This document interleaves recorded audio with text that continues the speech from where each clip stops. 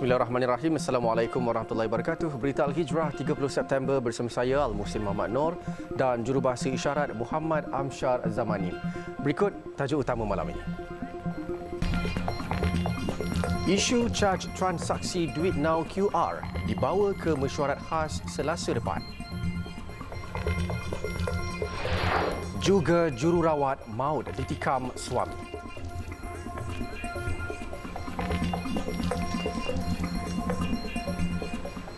Perbincangan berhubung caj transaksi duit now QR akan dibawa dalam mesyuarat khas Majlis Tindakan Sara Hidup NAKOL Selasa ini. Timbalan Menteri Perdagangan Dalam Negeri dan Kos Sara Hidup KPDN Fuziah Saleh berkata mesyuarat berkenaan akan dipengerusikan Perdana Menteri Datuk Seri Anwar Ibrahim selain turut melibatkan Bank Negara Malaysia BNM. Jelas Fuziah, caj transaksi berkenaan dibimbangi akan merencatkan program digitalisasi negara sebagaimana yang dirangka di bawah rancangan Malaysia ke-12 RMK 12. Kita khuatir lagi satu bahawa kos itu akan turun kepada pengguna. Kita juga khuatir berkenaan dengan perkara tersebut. Saya nak maklumkan bahawa duit now ni ada 1,874 1874709 yang menggunakan duit now punya payment platform. Jadi kalau 0.25% ya, bayangkan kalau jualan 2,000 sehari, 2,000 sehari ya, berniaga kecil ni 2,000 sehari, 30 hari 60,000, satu bulan RM150. Berapa bayang ni, berapa banyak ni, itu kalau berniaga kecil ni. Ya, jadi bayangkan kalau 1.9 juta peniaga yang menggunakan duit now ni ataupun payment platform ini, berapa banyak keuntungan kepada bank. Setakat ini hanya 3 bank iaitu Public Bank, Maybank dan CIMB bersetuju untuk tidak mengenakan caj transaksi. Tambah Fuziah dengan jumlah hampir 1.9 juta pengguna yang menggunakan platform berkenaan, beliau yakin caj berkenaan hanya akan memberi keuntungan kepada bank dan bakal memberi kesan buruk kepada pengguna. Beliau berkata demikian kepada media selepas merasmikan jelajah jualan rahmah peringkat negeri Melaka di dataran sejarah Air Keruh siang tadi. Program itu menawarkan 15 hingga 25 item barang keperluan harian yang ditawarkan pada harga 10 hingga 30% lebih murah daripada harga pasaran tempatan. Sementara itu, bank-bank utama dan penyedia perkhidmatan kewangan bukan bank akan mengecualikan yuran transaksi untuk perniagaan mikro dan kecil yang menerima pembayaran duit now QR. Bank Negara Malaysia BNM dalam satu kenyataan berkata perniagaan mikro dan kecil akan terus menikmati transaksi kos sifar manakala bagi pelanggan individu penggunaan duit now QR tidak akan dikenakan caj tambahan. BNM dalam pada itu menekankan bahawa duit now QR kekal sebagai kaedah pembayaran yang berpatutan serta kos efektif. Kenyataan itu dikeluarkan bagi menangani kebimbangan berhubung yuran urus niaga oleh beberapa pemeroleh ke atas perniagaan yang menerima pembayaran duit now QR mulai 1 Oktober 2023 berikutan tamatnya penepian yuran sementara yang diperkenalkan pada 2019. Yuran transaksi itu bertujuan untuk menampung kos termasuk pelaburan yang diperlukan oleh industri dalam mengekalkan sistem pembayaran mereka. Selain keselamatan cyber dan kawalan pencegahan penipuan bagi mengekalkan standard perkhidmatan serta keselamatan yang tinggi untuk perkhidmatan pembayaran. Sementara itu, BNM menjelaskan industri akan mengambil langkah dalam meminimumkan potensi kesan yuran transaksi ke atas perniagaan kecil. Di samping itu, pengendali duit now QR, Payments Network Malaysia Sendirian Berhad, PayNet, akan memperuntukkan sumber untuk membantu membiayai kos yang ditanggung oleh pemeroleh yang terus menawarkan pengecualian penuh kepada perniagaan mikro dan kecil yang menerima pembayaran duit now QR. Keputusan kerajaan untuk menyerahkan semula aset Lembaga Tabung Haji TH dari Urus Harta Jamaah Sendirian Berhad telah mengambil kira keupayaan dan kestabilan kewangan tabung haji selepas kejayaan Pelan Penstrukturan dan Pemulihan Tabung Haji. Menteri di Jabatan Perdana Menteri Hal Ehwal Agama Datuk Dr. Muhammad Naim Mokhtar berkata TH akan memulakan perbincangan secara rasmi bersama Kementerian Kewangan Malaysia untuk langkah-langkah pengambilan semula aset tersebut. Jelas Datuk Muhammad Naim, keputusan yang dibuat Perdana Menteri selaku Menteri Keuangan membuktikan komitmen tidak berbelah bahagi kerajaan untuk memartabat tabung haji selaku institusi berdaya saing serta model pengurusan terbaik yang menghayati nilai-nilai Islam. Jabatan Perdana Menteri Hal Ehwal Agama katanya akan terus berusaha bersungguh-sungguh untuk melonjakkan tabung haji dengan tadbir urus integriti dan profesional demi menjaga kepentingan umat Islam dan para pendeposit.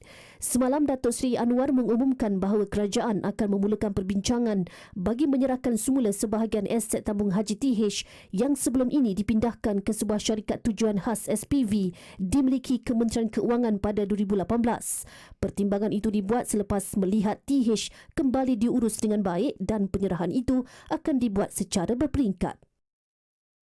Pengecualian yuran transaksi untuk perniagaan mikro dan kecil yang menerima pembayaran Duit Now QR ternyata memberi kelegaan kepada golongan terbabit yang sebelum ini menyifatkan transaksi Duit Now lebih mudah dan kos efektif.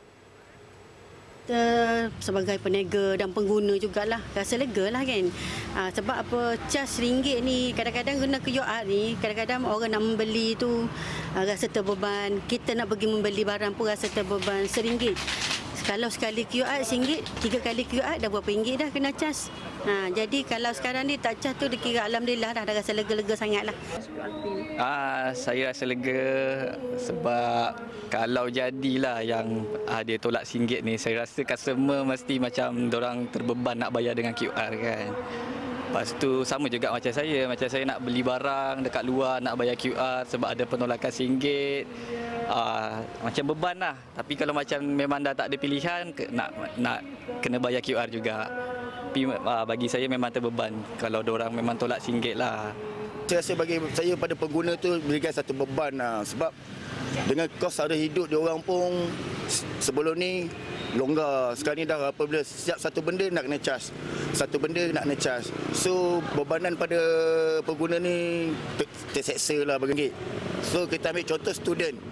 Okey, just student untuk makan RM3. Diorang dah boleh kenyang. So sekarang ni apabila dia adanya tax RM3 tu diorang berfikir, sekejap lagi aku bela QR. So tax dah RM1 contoh kan, daripada per amount RM1. So bermakna aku dah kena keluar RM4. Sebelum ni RM3 aku boleh save RM1 simpan. So bagi Seorang jururawat maut ditikam suaminya dipercayai akibat cemburu. Ketua Polis Daerah Arau, Superintendent Ahmad Mohsin Mat Rodi berkata, kejadian di sebuah rumah di Jalan Padang New Arau itu dipercayai berlaku kira-kira pukul 6 pagi tadi sewaktu mangsa mahu keluar bekerja. Menurut Superintendent Ahmad Mohsin, pada awalnya berlaku pertengkaran antara suspek dengan mangsa di ruang tamu rumah selepas suspek mengesyaki isterinya itu curang. Suspek yang juga pesara tentera itu kemudian bertindak menikam mangsa dengan sebilah pisau di bahagian dada sebelah kiri. Hasil pada siasatan awal, dia bergaduh dengan isteri dia jam 6 pagi tadi lah. So, waktu kita percaya mungkin mangsa ni waktu tu dia nak keluar pergi bekerja lah. Jadi berlaku pergaduhan dan semasa pergaduhan tu si suami ini telah menikam isteri dengan sebilah pisau, satu tikaman. Dan hasil pemeriksaan tadi ada satu kesan tikaman sebelah kiri bahagian dada mangsa. Satu tikaman saja, lebih kurang dalam 2 cm. Terdahulu, suspek menyerah diri di Ibu Pejabat Polis Kontingen IPK Perlis sekitar pukul 10 pagi tadi selepas menghantar 2 anak mereka masing-masing berusia 8 dan 10 tahun ke rumah pengasuh. Suspek telah ditahan dan hasil ujian air kencing mendapati suspek turut positif dadah.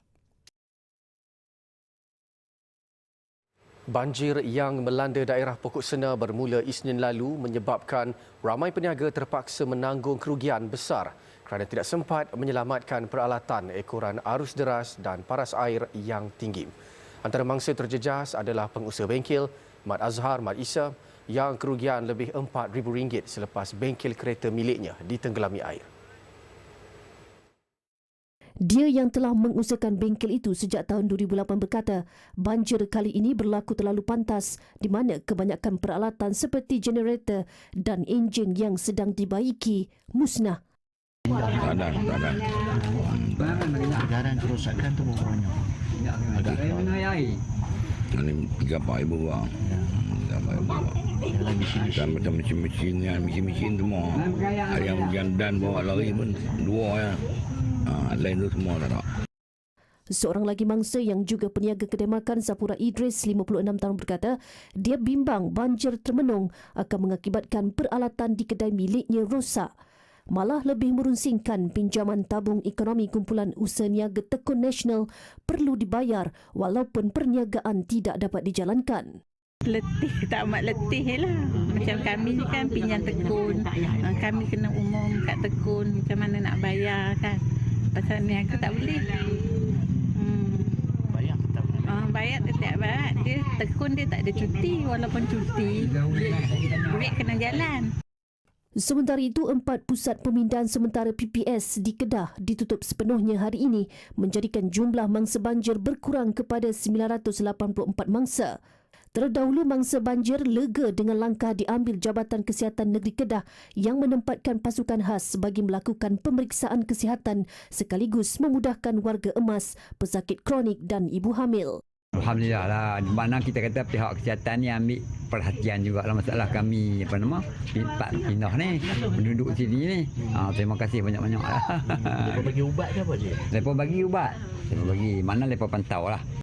Kebajikan mangsa banjir juga turut diambil berat oleh Jabatan Kebajikan Masyarakat menerusi khidmat sokongan kesihatan mental dan psikososial. Dekat lah ni Alhamdulillah lah. Semua makan apa jaga elok lah.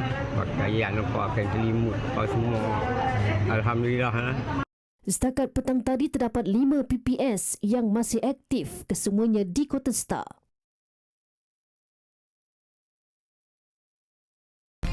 Seketika nanti, tragedi pelajar ditimpa palang gol. KPM tingkat SOP penyelenggaraan kemudahan sukan.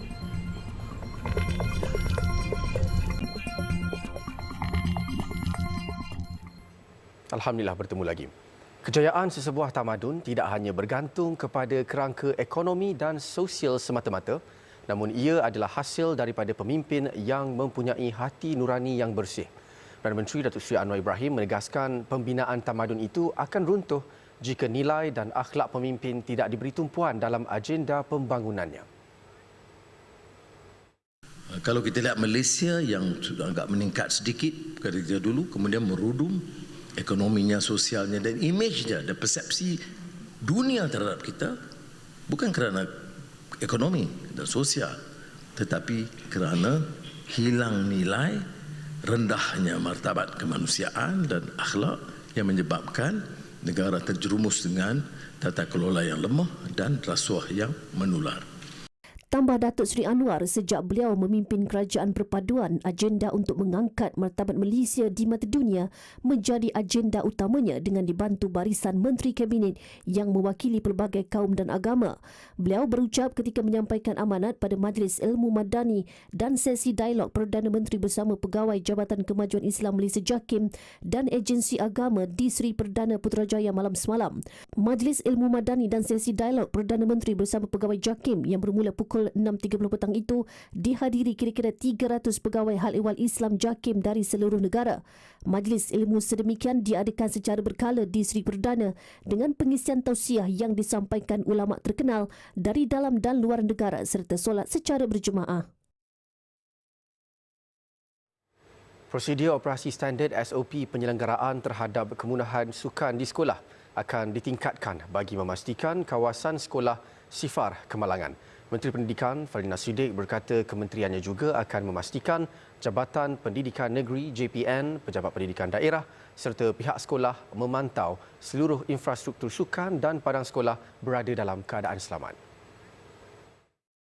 Menerusi hantaran di akaun Facebooknya, Fadlina juga meminta pihak pentadbir sekolah untuk mengingatkan pelajar untuk sentiasa waspada ketika melakukan aktiviti di luar kelas. Beliau turut mengucapkan takziah kepada keluarga seorang murid berusia 11 tahun yang meninggal dunia selepas ditimpa besi palang gol ketika aktiviti kokurikulum bersama-sama rakan sekelasnya di Sekolah Kebangsaan St. Anthony di Bintulu, Sarawak semalam.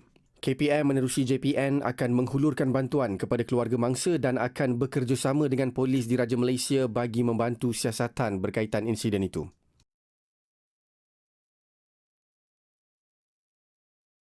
Ini pondok pengajian agama yang beroperasi di sebuah resort yang diubah suai di Cerating, Kuantan bimbang dengan masa depan pondok mereka.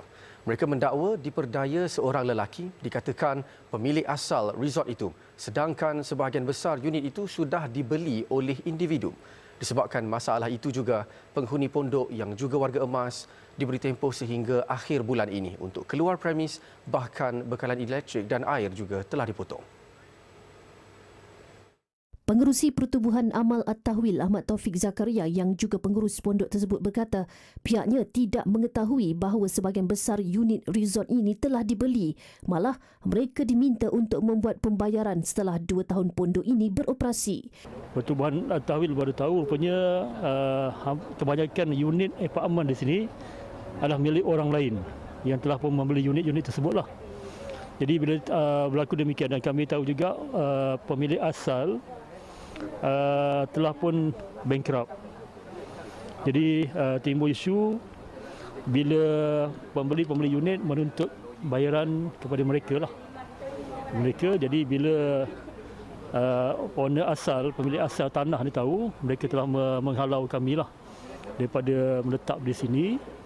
Sebelum ini, pondok warga emas dibangunkan selepas resort ini gulung tikar pada 2018.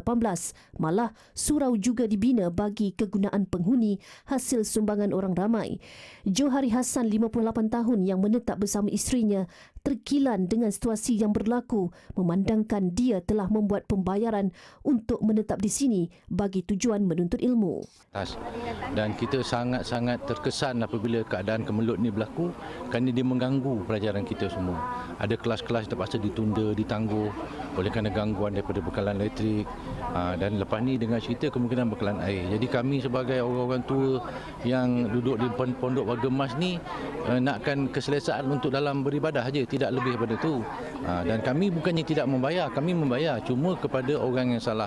Sementara itu, wakil pembeli unit resort tersebut Muhammad Nasrul A. Wahab berkata terdapat pembelian dibuat ketika pusat peranginan tersebut masih dalam pembinaan dan mereka tidak menerima apa-apa pulangan daripada operasinya.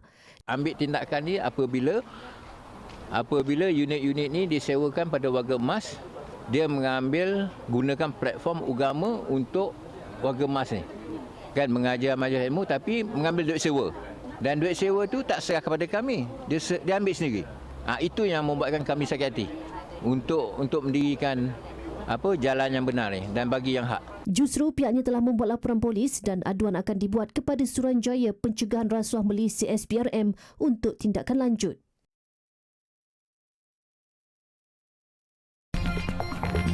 Rambut tersangkut pada tiang roda Ferris.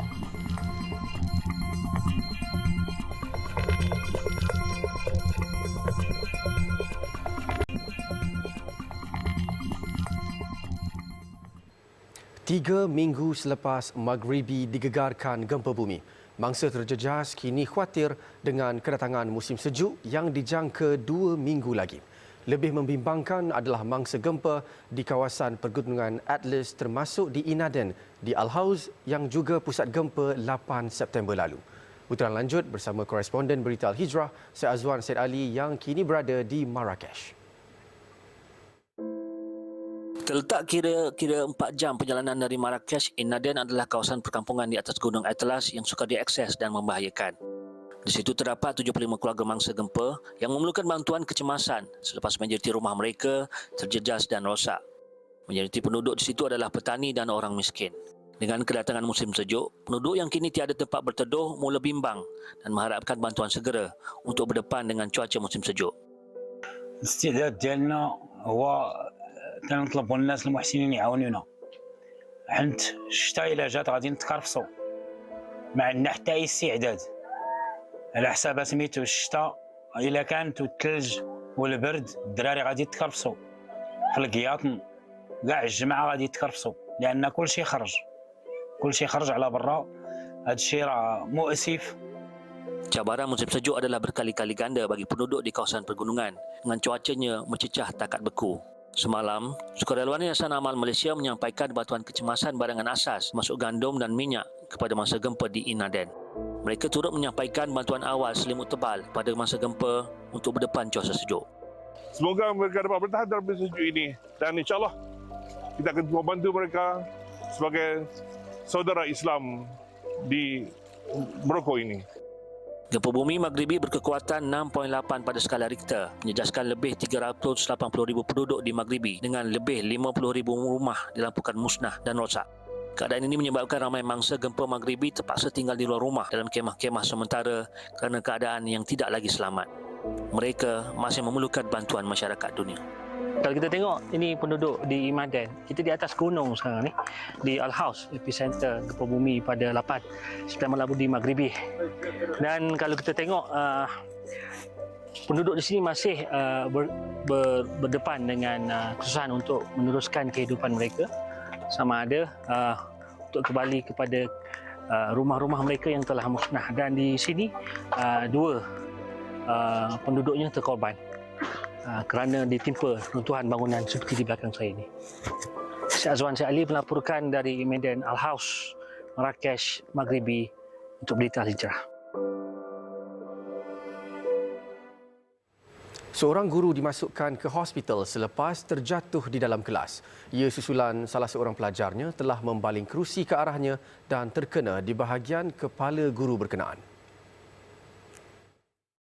Kejadian dipercayai berlaku di sebuah akademi di Flint, Michigan itu menyaksikan guru tersebut cuba menenangkan pelajar di dalam kelasnya. Bagaimanapun, seorang pelajar perempuan meninggikan suara kepada guru itu dan membaling kerusi besi. Lebih menyedihkan, tiada pelajar lain yang membantu atau memeriksa keadaan guru tersebut selepas terjatuh. Menurut media tempatan, guru terbabit dimasukkan ke hospital dan telah menerima rawatan susulan. Kejadian tersebut tular di media sosial dan mendapat perhatian ramai pihak. Antaranya bekas Ketua Polis Michigan menerusi ciapannya di aplikasi X yang bimbang dengan sikap pelajar di negeri tersebut. Seekor ikan paus melanggar sebuah bot di perairan La Perouse, Tenggara Sydney. Insiden itu menyebabkan dua lelaki yang berada di bot itu tercampak keluar dengan salah seorang daripadanya maut. Kejadian berlaku sekitar jam 6 pagi semalam waktu tempatan. Bot kedua yang dinaiki orang awam membunyikan penggera selepas melihat tiada orang dalam bot sepanjang 4.8 meter itu. Mangsa maut berusia 53 tahun, manakala seorang lagi mangsa berusia 62 tahun yang juga pengemudi bot dilaporkan cedera. Kedua mangsa dilapor sedang melakukan aktiviti memancing. Ketika ini terdapat banyak ikan paus di sepanjang pantai New South Wales. Kegembiraan seorang remaja perempuan menaiki permainan roda Ferris di sebuah pesta di Gujarat, India bertukar tragedi. Ia apabila rambutnya tersangkut di bahagian salah satu tiang roda. Susulan kejadian, permainan tersebut dihentikan dengan segera bagi menyelamatkan remaja terbabit. Menurut media tempatan, remaja tersebut tidak mengikat rambutnya semasa menaiki permainan tersebut. Permainan itu kemudian dihentikan kerana remaja terbabit menjerit kesakitan meminta tolong. Susulan itu, dua lelaki nekat memanjat permainan tersebut untuk membantu mangsa. Mereka cuba meleraikan rambutnya namun tidak berjaya dan terpaksa menggunting rambut mangsa. Kejadian itu turut disaksikan orang ramai yang berada di lokasi kejadian. Rakaman yang dirakam salah seorang pengunjung di pesta tersebut telah mendapat lebih 23 juta tontonan dan telah membuka mata pihak berkuasa untuk lebih tegas dalam mengetatkan peraturan keselamatan di taman atau pesta hiburan di India. Sekian untuk malam ini, saya Al-Muhsin Muhammad Nur dan jurubahasa isyarat Muhammad Amsyar Zamanim. Satukan ummah dengan ilmu bagi memperkasa Malaysia Madani. Assalamualaikum warahmatullahi wabarakatuh dan selamat malam.